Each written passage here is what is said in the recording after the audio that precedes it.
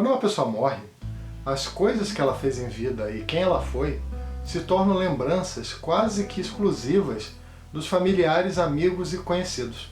Lógico, tem pessoas que são famosas ou que deixaram um legado enorme e que quando morrem ficam na memória de um público um pouco maior.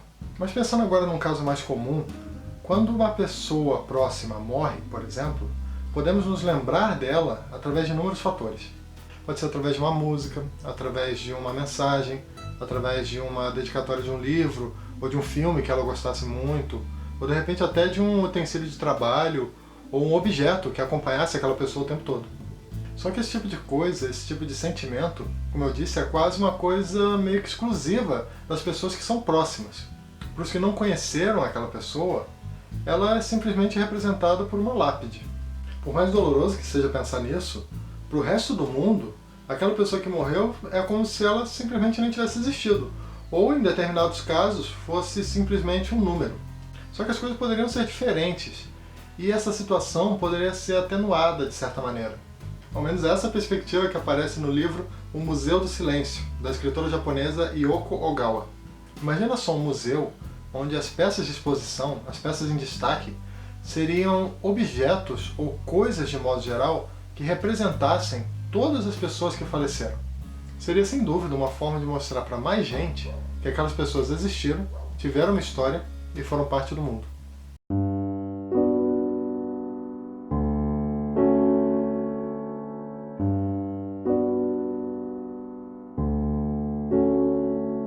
Eu ainda não conheci o trabalho da escritora japonesa, a Yoko Ogawa. Ela é bastante conhecida no Japão e já recebeu inúmeros prêmios por lá. Pelo que eu andei vendo, ela também tem um livro chamado Hotel Iris, que já foi publicado aqui no Brasil. Esse livro aqui, O Museu do Silêncio, ele foi publicado pela editora Estação Liberdade, que já é bastante conhecida, né, pela publicação de diversas obras importantes da literatura japonesa. E ele foi traduzido pela Rita Kono, acho que é assim que pronuncia, né? Foi uma tradução direta do japonês. O livro é narrado por um museólogo, que não sabemos o nome, e que vai a trabalho para uma vila, mais especificamente uma mansão nessa vila, com o objetivo de ajudar na preparação e construção de um museu.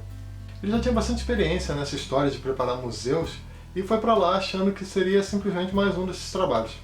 Ao chegar na vila, ele foi recebido na estação por uma jovem que no livro é simplesmente chamada de A Menina. Ela acompanhou ele de carro até a mansão onde o museu seria construído. Lá ele faz uma espécie de uma entrevista de emprego com a dona da mansão e também mãe adotiva da menina, que é uma senhora na casa dos 90 anos, se eu não me engano, que no livro todo é chamada de A Velha. Ela é uma senhora profundamente irritada, arrogante, rancorosa, muito grosseira, que fez com que a entrevista de emprego fosse um momento meio que aterrorizante para o museólogo. De qualquer maneira, ele se sai bem e consegue o emprego. Só que ao mergulhar um pouco mais no real objetivo daquele trabalho, ele percebe que o tal museu que ele iria ajudar a construir seria uma tarefa um tanto quanto exótica e bastante desafiadora. A velha, ao longo da vida, cultivou o hábito de coletar, ou roubar, né, objetos e coisas aleatórias de pessoas da vila que tivessem acabado de falecer. Tudo isso com o objetivo de preservar uma lembrança fiel daquelas pessoas. A mansão, então, tinha um cômodo reservado para coisas mais variadas possíveis, sabe? Desde dente de ouro até botas de alpinismo. O museólogo deveria então catalogar esses objetos, anotar as observações da velha em relação a cada um deles e também ajudar na construção do museu. No caso, o Museu do Silêncio, que por sinal é um ótimo nome para um museu que faz homenagem aos mortos, né? Além disso, ele teria mais uma tarefa. Levando em consideração que a velha não tinha mais saúde para ficar coletando recordações de todo mundo que tivesse morrido, ele agora seria o principal responsável por essa função. A menina seria uma espécie de ajudante nessa tarefa de coleta. Sempre que alguém morria, ambos davam um jeito de descobrir algum objeto ou alguma coisa que representasse o que aquela pessoa foi, roubavam e levavam para o museu para cadastrar. A vila, que não sabemos onde fica, é também uma espécie de personagem desse livro. Apesar dela ser uma vila bastante comum, tem algumas peculiaridades ali. Tem, por exemplo, a presença de pessoas que não falam, que na verdade são os chamados missionários do silêncio, que são indivíduos que optaram por não falar mais nenhuma palavra em toda a sua vida.